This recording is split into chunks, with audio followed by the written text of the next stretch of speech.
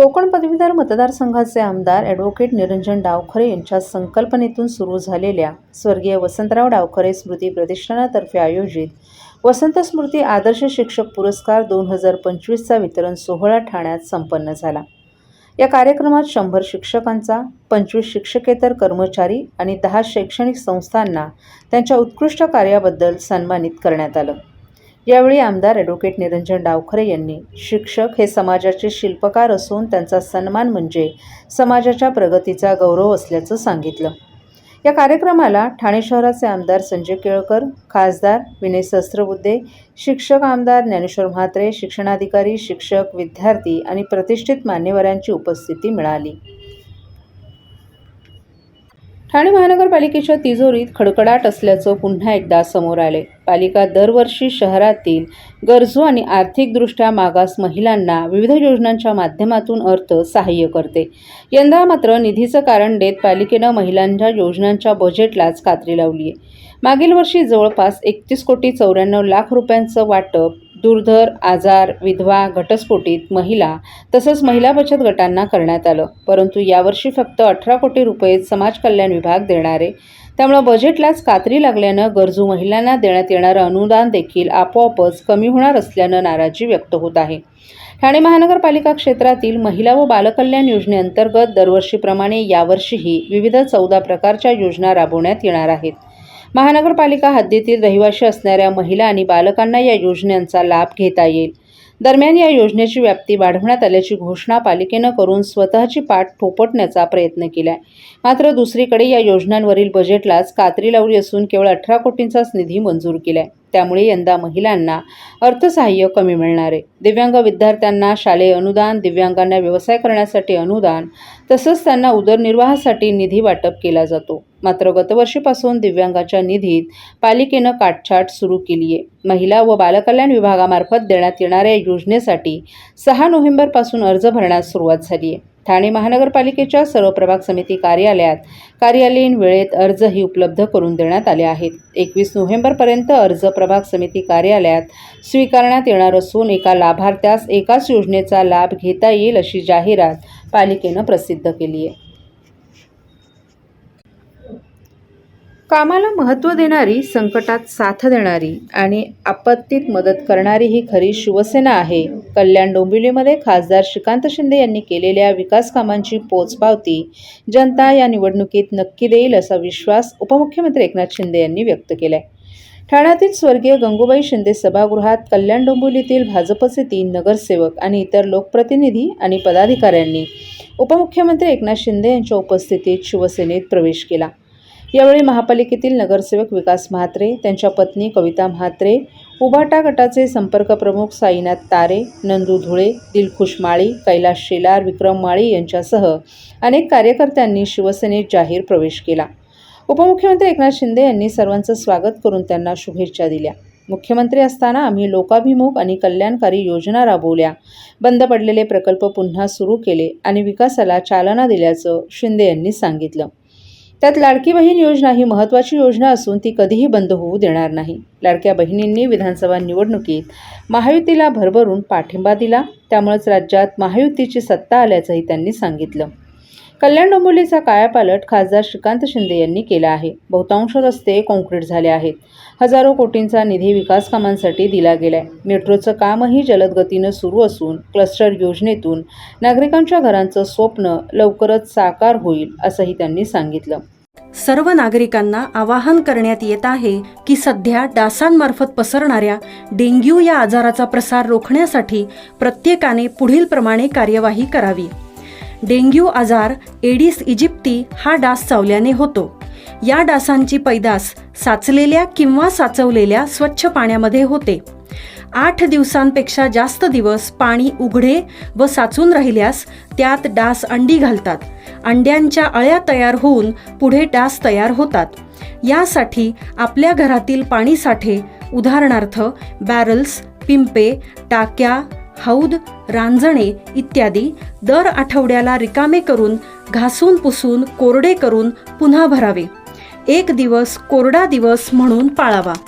पाणी साठ्यांना घट्ट झाकणे बसवावीत किंवा जुनी साडी, चादर, धोतर यांनी बांधून झाकून ठेवावीत, म्हणजे डास त्यात जाऊन अंडी घालणार नाहीत. घराच्या गच्चीवर, आजूबाजूला, अंगणात कोठेही पाणी साचू देऊ नये. भंगार सामान उघड्यावर टाकू नये. उदाहरणार्थ टायर्स, प्लास्टिक सामान, कुंड्या, टाकाऊ वस्तू इत्यादी. अशा सामानात पावसाचे पाणी साठून त्यात डेंग्यूच्या डासांची पैदास होते. घरातील कूलर्स, फ्रीजच्या पाठीमागील ट्रे हे देखील वेळोवेळी कोरडे करावेत. लक्षात ठेवा, नुसत्या फवारणीने डास घनता कमी होत नाही, तर त्यासाठी डास पैदास ठिकाणे नष्ट करणे ही आपल्या सर्वांची जबाबदारी आहे. कोणताही ताप अंगावर न काढता जवळच्या शासकीय रुग्णालयात मोफत औषधोपचार घ्या. अशा प्रकारे नागरिकांनी सहकार्य केल्यास डेंग्यूचा प्रसार रोखणे सहज शक्य आहे.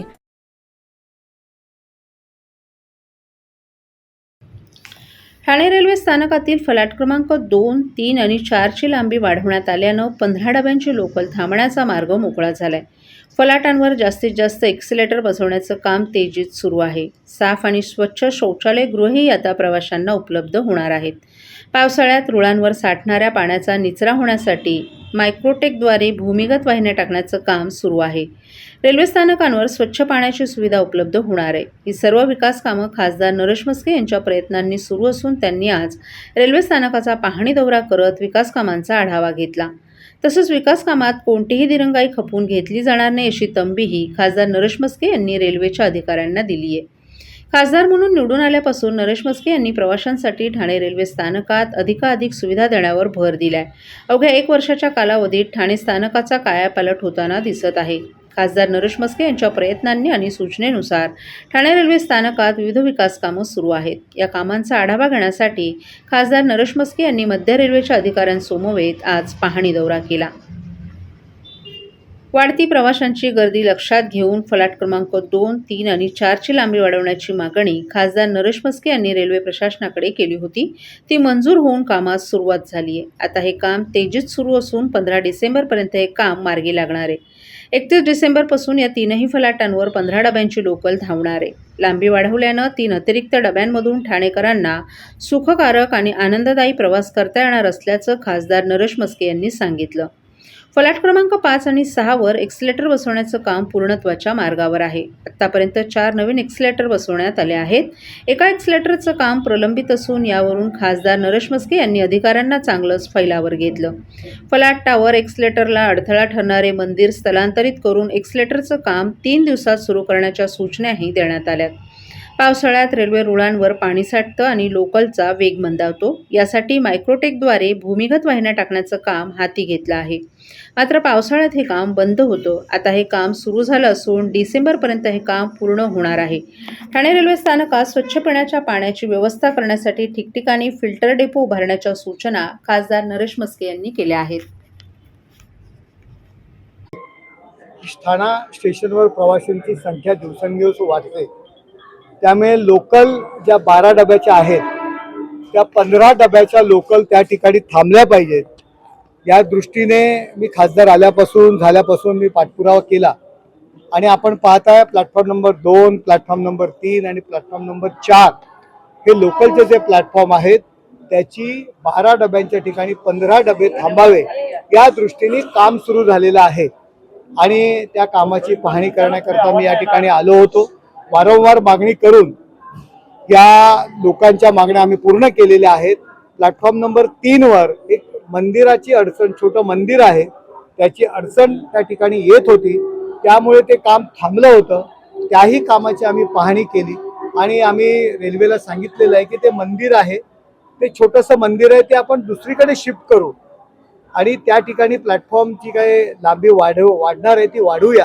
कारण दिवसेंदिवस प्रवासी वाढत आहेत आणि त्या छोट्याशा मंदिरामुळे जर तो प्लॅटफॉर्म वाढणार नसेल तर लोकांची गैरसोय होणार आहे आणि बाप्पा हा नेहमी भक्तांच्या पाठीमागे उभा राहतो आणि त्यामुळे बाप्पा आपल्या पाठीमागे उभं राहील आणि त्याला थोडंसं आपण दुसऱ्या जागी स्थलांतर करू अशा पद्धतीचे निर्देश या ठिकाणी दिलेले आहेत. शेवटी लोकांची सुविधा महत्त्वाची आहे. त्याचबरोबर एक्सिलेटरचे जे काम सुरू आहे ते थोडं संथ गतीने सुरू आहे. 3 दिवसानंतर जे काय फुटिंगचं काम आहे ते सुरू करायला सांगितलेलं आहे आणि मी स्वतः त्या ठिकाणी येईल.